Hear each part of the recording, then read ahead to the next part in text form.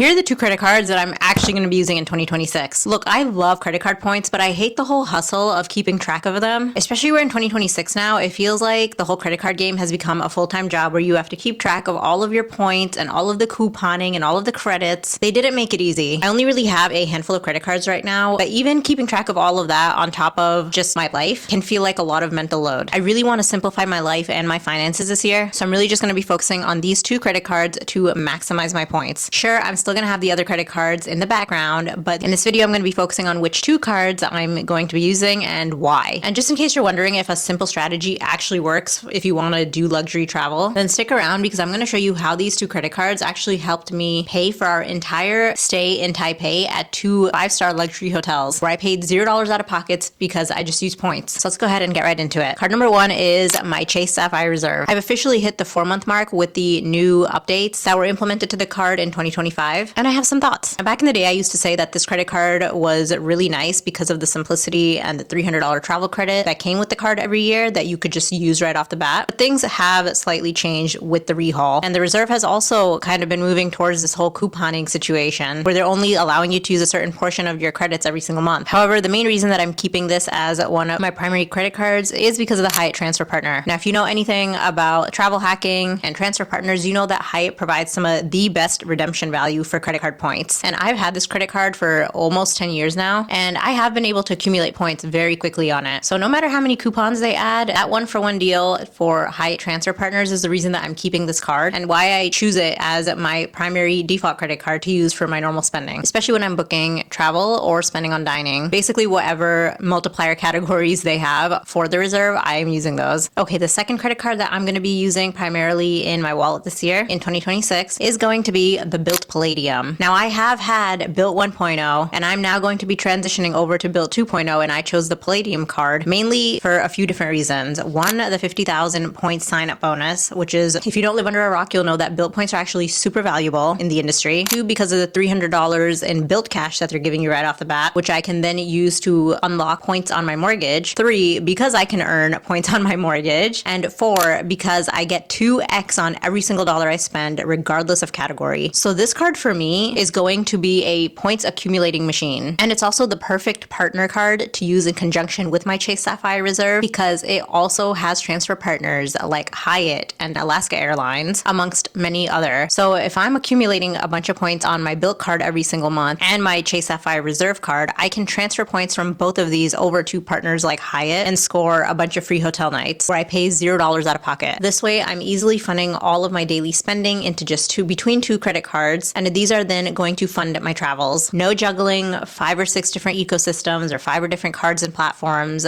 I'm just going to keep it simple with these two. Also, by just having two primary cards, I've cut my decision making time in half because now when I'm out at a restaurant, I know exactly which card I need to be pulling out and which card to be using on everything else. And I do have a video coming out very soon on the strategy of how to use your Chase Sapphire Reserve card with your Bilt Palladium. So make sure you are subscribed to this channel so you're notified once that video is out. Okay, I did mention a little bit earlier that I recently went to Taiwan and I stayed in two 5-star hotels in Taipei, and I paid $0 out of pocket for both of them. And let me tell you how I did it. So first off, we stayed at the episode Daan. It's a JDV Hyatt hotel in one of Taipei's most upscale neighborhoods. It's a boutique hotel and it's retro music themed. So they have a wall of old records in the lobby. They even have a record player in the hotel rooms. It just felt super cool, and it's right in the Daan neighborhood, which is arguably one of the most trendiest and upscale neighborhoods around. So episode by Daan is a category 3 Hyatt hotel, which means that you can often find hotel nights for as low as 9,000 to 12,000 points. And we were able to book a couple nights for 9,000 points each. And usually this hotel costs $250